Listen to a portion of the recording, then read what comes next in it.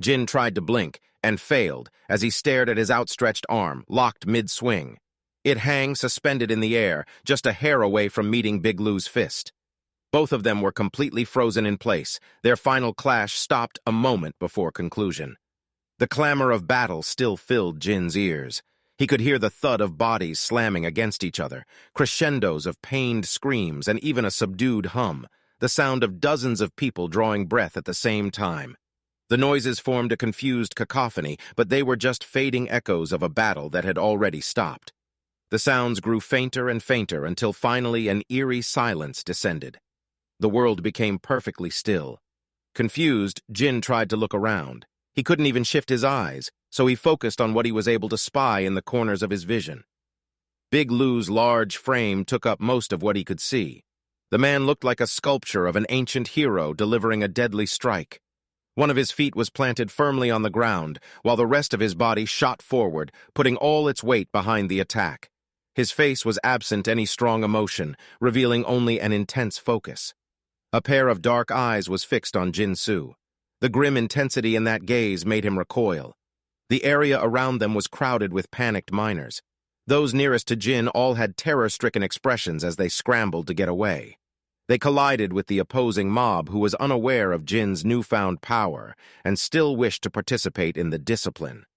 When the time stopped, the two groups were pushing and shoving each other, and now their chaotic struggle was perfectly preserved.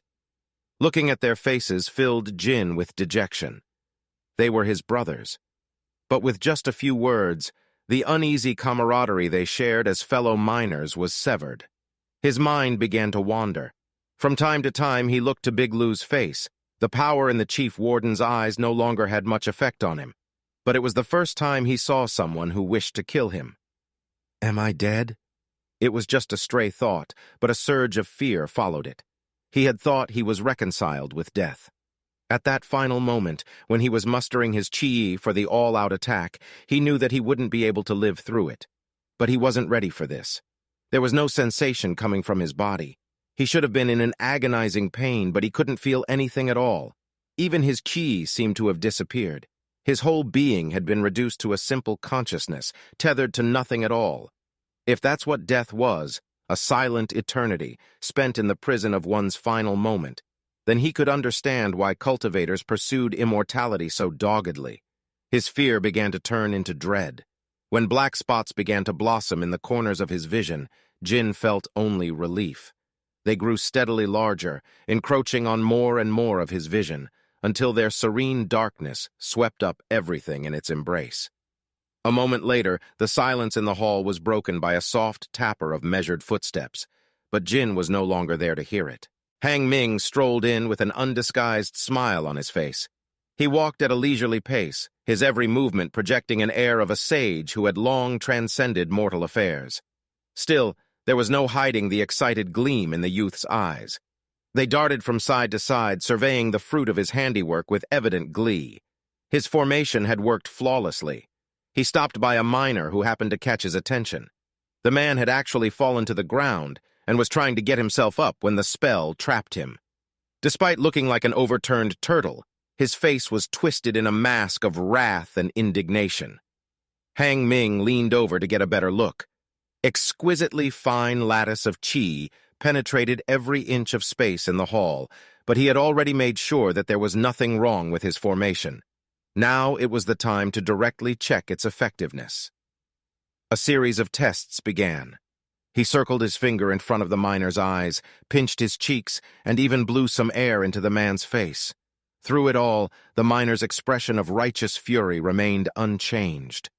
An unknown shout was frozen on his lips as he pulled on the legs of people around him, trying to lift himself up. Suddenly, Hang Ming's hand flashed with a blinding light. He brought his finger close to the man's face, holding it in place for several breaths of time before allowing the light to extinguish. He peered deeply into his subject's eyes and finally let out a satisfied sigh. "It works!" In the tomb-like silence of the hall, his jubilant cry boomed and echoed like a thunderclap. Even Hang Ming flinched, but rather than feeling flustered, he simply giggled in good humor. His mood was excellent. These past 8 months had been a veritable trial of will. Hang Min still wasn't sure what purpose had brought his teacher to this desolate place, though not for the lack of trying. He even suspected that it was his tireless probing that played the main role in Elder's decision to finally let him out under the flimsy excuse of learning more about the treasure. Even if he'd been a bit of a pest, Hang thought, he didn't feel anyone could fault him. His teacher took great pains to build them a suitable sanctuary, but there was only so much one could do. The quality of qi was so disappointing, it made it not worth the effort to cultivate. And no matter how pleasing the scenery, there was no enlightenment to be found in an artificial garden. But he was very satisfied with this spell. It was something completely of his own design. It began as a simple means to alleviate boredom, but it's steadily grown into something that demanded all of his abilities to complete. Even among the core disciples, there wasn't another person who could replicate this feat. In fact, there wasn't even anyone who would try. The spell demanded exceptional knowledge of formations, expert manipulation of qi, and even profound comprehension of human physiology. And its sole purpose was to hold in place 100 unawakened mortals. A first-layer cultivator with an awakened sigil could probably defeat 100 mortals on his own. A peak cultivator of the first layer could disable them all with just a flash of his aura. But who possessed the ability to freeze them in place, simultaneously ensuring their survival and preserving their form with the careful precision of an artist? No one did, and no one would bother, except Hang Ming. It was a perfectly useless skill that no one but him could use. The smile on his face grew even wider. His cheeks rose and pushed against his eyes, squishing them into tiny half-moons. Thoroughly satisfied, he brushed the sleeves of his blue robe and resumed his stroll. From time to time, he stopped by some figure that happened to catch his attention, but he didn't bother himself with any more tests. He merely appreciated what he saw, even bestowing a slight nod of approval to particularly pleasing compositions. He had really lucked out when it came to it. When he made his way to the hall, all of the miners were already gathered in place. They were in a great hubbub, shouting and whooping in some mortal dialect he couldn't understand.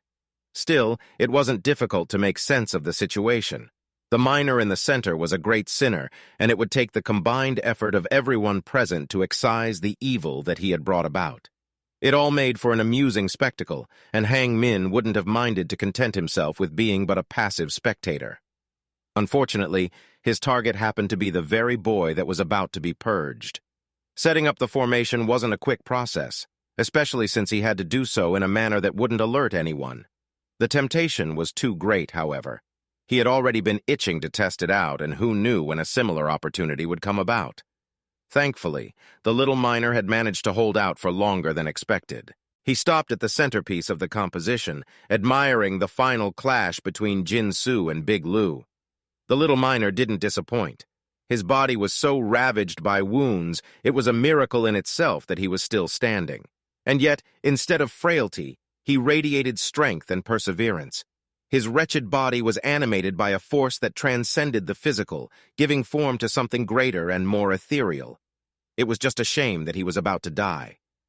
Hang Min sighed and reached into the fold of his robe to retrieve a small jadeite box. A strong medicinal aroma suffused the air around him when he opened it. If this treasure were to make an appearance in the outer sect, it would start a conflict that would end many friendships and begin countless enmities. Hang Ming only thought that it was a shame to destroy such a pleasing composition. Guided by a wisp of his qi, the pill traveled to Jin's stomach, where it instantly melted, releasing potent medicinal energies. Jin's wounds began to heal with speeds visible to the naked eye. Even more miraculous changes were happening on the inside. The countless cracks and fissures scarring his meridian pathways started to mend. Injuries that would have killed him the second his qi started to circulate again were disappearing, leaving behind a restored tissue that was stronger and more resilient than before. Hang Min took the last look around, locking in memory the scene created by his spell. With a simple clap of his hands, the formation broke. 100 miners dropped to the ground at the same time. They writhed and gasped for air as Hang Min walked on, Jin's limp body thrown over his shoulders. A single question occupied his mind. Where could he find himself a translator?